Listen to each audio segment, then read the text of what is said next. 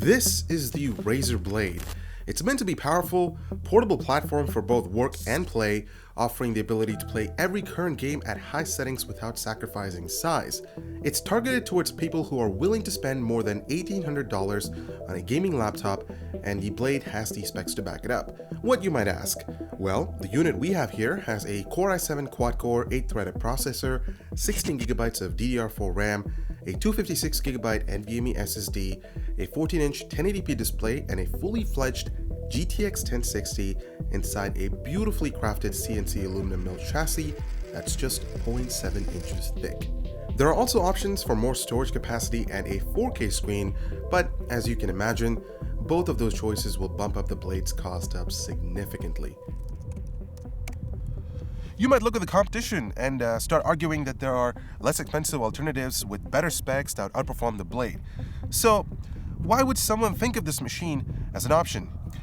Well, before I move on, we need to roll an ad, so let's do that and come back to answer that question.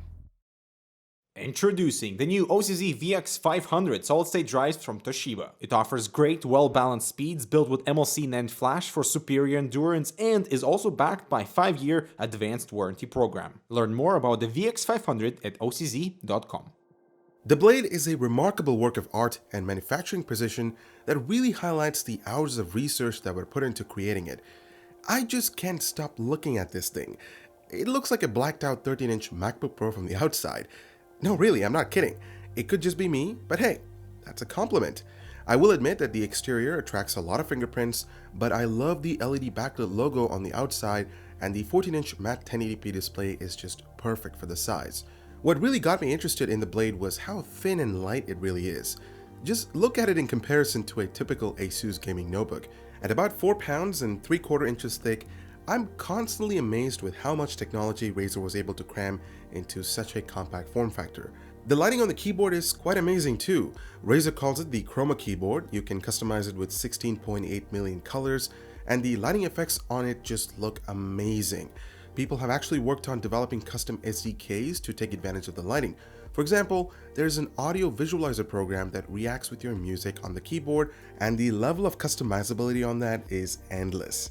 I loved writing scripts and emails on the keyboard too, and I've done a lot of them since this was my workhorse during CES 2017. The keys are well spaced out and they exhibit just the right amount of travel distance. Given their excellent tactile feedback, you just can't ask for more. Actually, there is an issue I desperately need Razer to address in their next revision. If you pay close attention to their backlighting, you'll notice that the special characters and secondary functions aren't illuminated, which is a problem if you're someone like me that uses them often. Eventually, I had to memorize the function keys, but still, it's really unusual to find such a flaw on an expensive gaming notebook. The trackpad is one of the best I've ever tried on a Windows-based laptop. The surface is really smooth for your fingers to navigate around, and I never experienced skips or stutters throughout my usage. The primary left and right buttons are responsive and tactile, but I would have liked for them to have them integrated within the trackpad. What do you guys think? Do you prefer integrated or physical trackpad? Leave a comment down below. Let's talk about pricing for the Razer Blade notebook.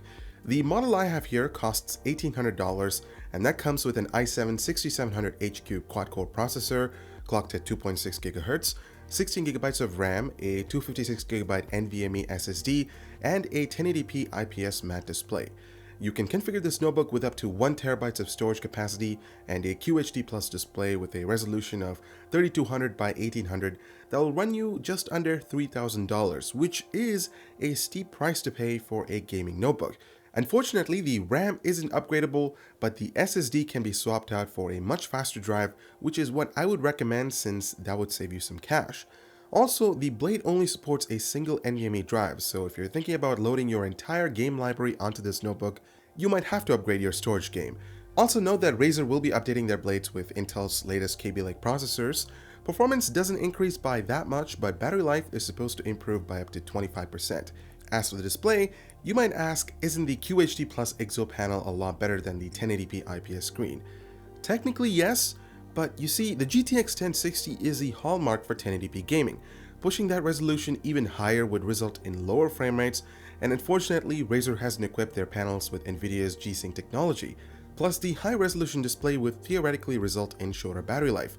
Now, if you desperately need better performance, say at 1440p or even 4K, the Thunderbolt 3 Type-C port on the right side of the notebook has a little trick up its sleeve. If you're willing to spend an extra $500 on an external GPU docking solution called the Razer Core, it would extend the graphics performance of the blade by about 80 to 95% depending on the GPU of choice, which by the way isn't included with the package.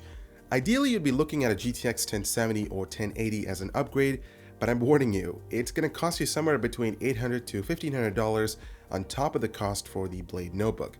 While the Type-C port can send and receive data through compatible devices, it does not accept power. So for example, if the Blade is running low on battery, I can't use my power bank to charge it up. Oddly enough, from doing a little bit of research, I found out that the Core is the only device that can send power and data to the notebook. Isn't that weird? I'm sure Razer can fix this with a driver update, but it's not acceptable as of right now because competing notebooks from the likes of Dell, Apple, and many others support this feature. Taking a look at the I/O, you'll find a power jack, two USB 3.0 ports, and a headphone/mic input on the left side. Switching to the right, there's a Kensington lock, HDMI 1.4 port, an extra USB 3.0 port, and the Type-C port we talked about earlier. The lack of an SD card reader is frustrating, especially since I'm a content creator, but third-party adapters are inexpensive, so I'm slowly getting used to it. It is an extra thing to carry around, and if I lose it during travel, especially for events like CES and Computex, I might be in trouble. Speaking of events, most of our CES 2017 coverage was edited and rendered on the Razer Blade notebook. This laptop performed extremely well cutting my C100 footage, and adding an adjustment layer with Lumetri did not choke the machine. Do note that I was working with 1080p files, and the GTX 1060 with its CUDA support for Premiere Pro did fantastic. Chopping 4K files from Dimitri's Panasonic G7 resulted in slight performance hits, but turning the playback resolution down to a half solved the issue. Now, just for benchmarking purposes, I compared the Blade's render times to the recently tested and massive Asus G752V OC gaming notebook, and here are the results. What you're seeing here shouldn't be a surprise because Premiere Pro export times solely rely on the CPU and partially the GPU. In this case, the 6820HQ on the Asus notebook is 100 MHz faster than the 6700HQ on the Blade, but the difference between the two is quite interesting. Stressing it even higher, I exported a 5-minute 4K video on both laptops, and interestingly enough, the Blade outperformed the G752 by about 3 minutes, which might raise a lot of questions, but I think I have the answer to those. You see, Premiere Pro was utilizing the Blade's CPU by about 80 to 90%, whereas on the ROG notebook, it was only consuming 60 to 70%. This could be due to software prioritization or a potential hardware bottleneck somewhere within the Asus notebook, and I tried running these tests multiple times, which yielded me the same results. Battery life was surprisingly good on the Blade. Even with a fully fledged GTX 1060 inside, I was easily able to get 5 to 6 hours of use performing light tasks. Under heavy use, expect about 3 to 4 hours. Now onto some gaming tests, starting with Battlefield 1 at 1080p set to high settings. The 1070 almost doubles its performance compared to the 1060 on the Blade. Battlefield 1 is a demanding title on both GPUs, and I'm happy how the 1060 kept well over 60 frames per second. Moving on to Overwatch, a slightly less demanding title, the 1060 and the 1070 are almost neck to neck, averaging over 100 frames per second. This is likely a result of the processor becoming a bottleneck on the more powerful GTX 1070. Our last test is Doom at 1080p set to high settings, and once again, the 1060 does not disappoint, and as I mentioned earlier, this card is a great option for 1080p gaming. That being said, the GTX 1070 on the Asus notebook held up pretty strong during my tests, and I wouldn't hesitate hooking up a QHD Plus monitor to it. Temperatures on both Pascal cards surprise me. As you can see, the 1060 ran just a degree hotter than the GTX 1070, and you have to keep in mind the Asus notebook sports a much beefier heatsink than the Blade. That being said, Razer has done a fantastic job cooling the 1060 that's housed inside a super thin chassis. CPU temperatures were respectable. I was rendering a 4K video while evaluating the temperatures, and just as expected, the Asus notebook performed better than the Blade, and that should be obvious given how much space the larger notebook has for its cooling assembly. But if you take a closer look at the idle temps, the Blade does a much better job cooling the 6700HQ processor, and there's a reason for that. During idle, the fans inside the notebook were a lot louder than I expected, which was a problem especially when recording voiceovers. Razer has a quiet mode integrated through the Synapse software, but that didn't do the trick either. Let's take a listen.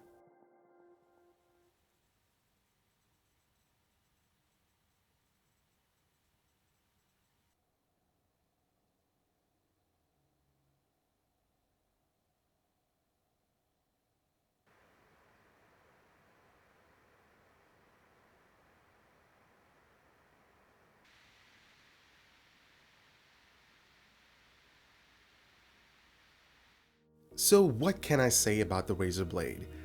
It's beautiful, stealthy appearance is exactly what many people are looking for in their notebooks these days. If a combination of portability alongside great performance is high on your list of priorities, then this should be near the top of your list.